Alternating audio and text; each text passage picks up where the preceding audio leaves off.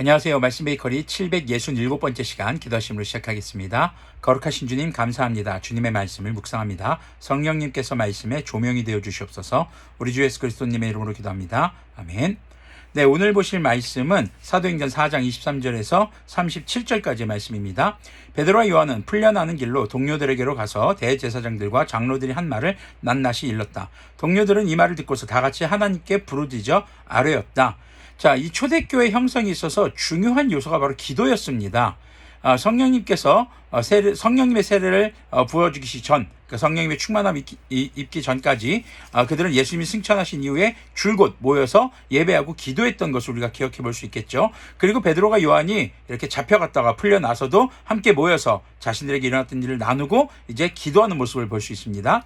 하늘과 땅과 바다와 그 안에 있는 모든 것을 지으신 주님께서는 주님의 종인 우리 조상의 다윗의 입을 빌어서 성령님으로 이렇게 말씀하셨습니다. 기도에 있어서 중요한 요소 중에 하나입니다. 하나님께서 누구신가, 창조와 통치하는 하나님이신 것을 지금 고백하는 내용, 그리고 이제 성경의 말씀을 기준으로 기도하고 있습니다.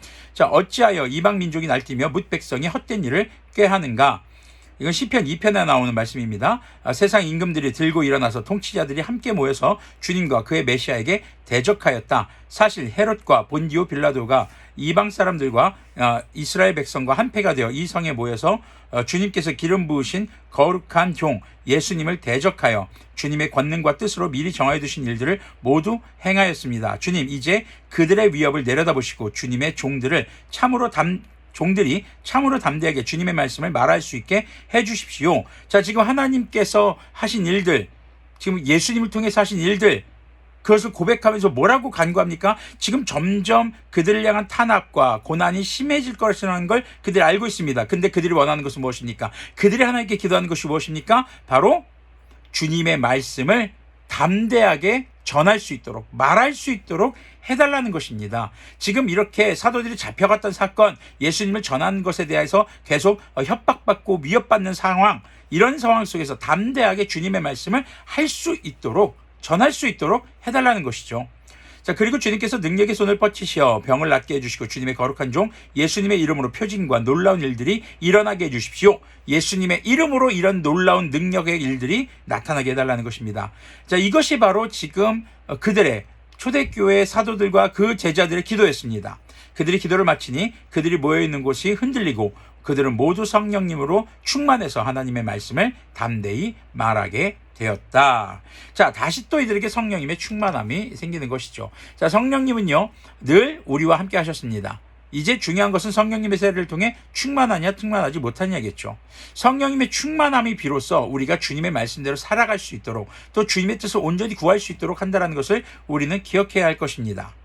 자, 그럼 32절부터는 또 다른 내용이 시작됩니다. 많은 신도가 다 한 마음과 한 뜻이 되어서 아무도 자기 소유를 자기 것이라고 하지 않고 모든 것을 공동으로 사용하였다. 사도들은 큰 능력으로 주 예수님의 부활을 증언하였고 사람들은 모두 큰 은혜를 받았다. 그들 가운데는 가난한 사람이 한 사람도 없었다. 땅이나 집을 가진 사람들은 그것을 팔아서 급한 돈을 가져다가 사도들의 발 앞에 놓았고 사도들은 각 사람에게 필요에 따라 나누어 주었다. 키프로스 태생으로 레위 사람이요 사도들에게서 바나바 곧 위로의 아들이라는 뜻의 별명을 받은 요셉이 자기가 가지고 있는 밭을 팔아서 그 돈을 가져다가 사도들의 발 앞에 놓았다.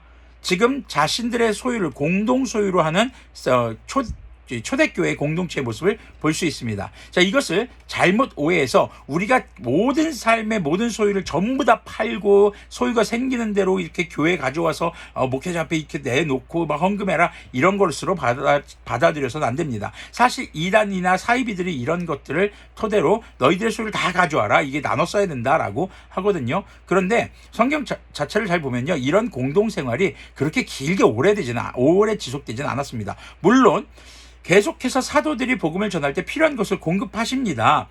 사도행전을 보면 이제 루디아를 통해서 공급하시는 그런 내용들도 나타나게 되죠.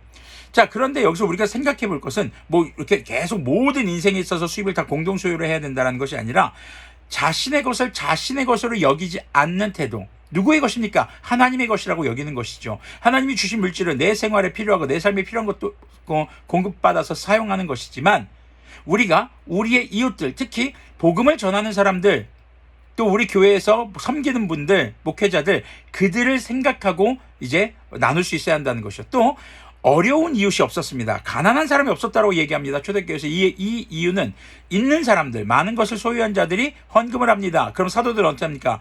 그 헌금을 가난한 자들에게 공평하게, 균등하게 금액을 똑같이 나눠주는 게 아니에요. 그들의 형편에 맞게, 그렇다고 무턱대고 공급해 주는 것은 아니겠죠.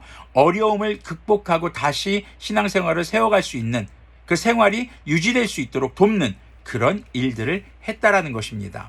우리가 자칫 잘못 생각하면요, 아니 우리가 예수님 믿는데 그럼 예수님은 그런 어려움들 다 싹 없애줘야 되는 거 아니야? 이런 어려움이 있다는 건 믿음이 부족하다는 건 아닐까? 아닙니다.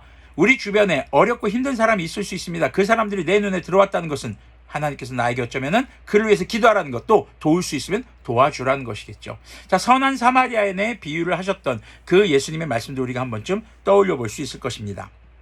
자, 오늘 말씀 제목을요, 그래서 구원을 살아가는 그리스도인인. 자, 우리는요 지금요 구원의 삶을 살아가고 있습니다. 자, 구원을 살아가는 그리스도인의 삶을 어때야 할 것인가? 먼저는 성령님의 충만함을 입어야 할 것입니다.